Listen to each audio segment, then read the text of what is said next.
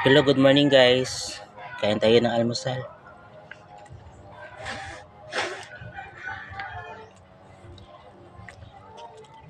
Itlog yung ulam ko. Tapos, ano, tapos mayroong tuyo. Oh, tawag nito palutpot. Yung malapad ba na tuyo. Sarap nito pag magkakamay ka. Tapos may suka.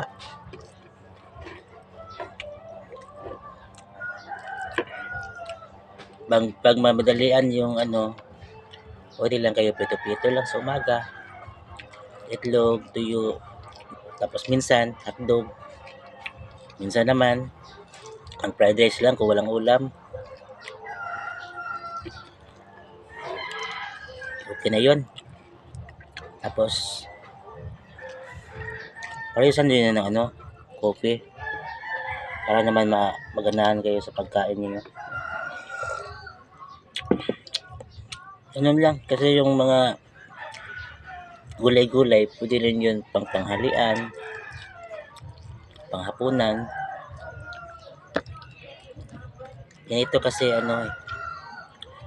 pag madalian lang para mabilis yung lalo na kung may mga lakad kayo. Pareha ngayon. Malakad ako mamaya. So, ito lang. Kaya lang tayo ng tuyo. Sarap guys. Anong ulam nyo dyan? So, hindi naman palagi tuyo lang ulam kasi baka na naman yun.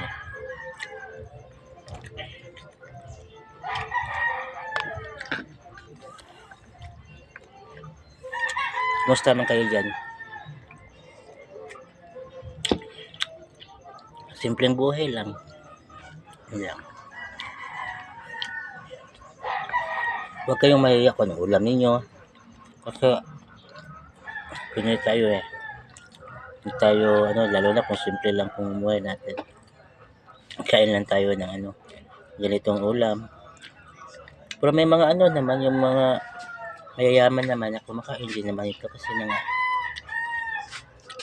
hinahanap din nila nito mga pagkain na mga ulam na ganito.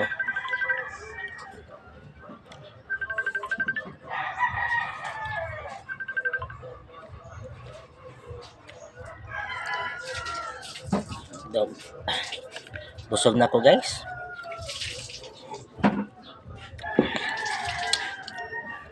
Sige guys, ingat. Bye-bye. Salamat.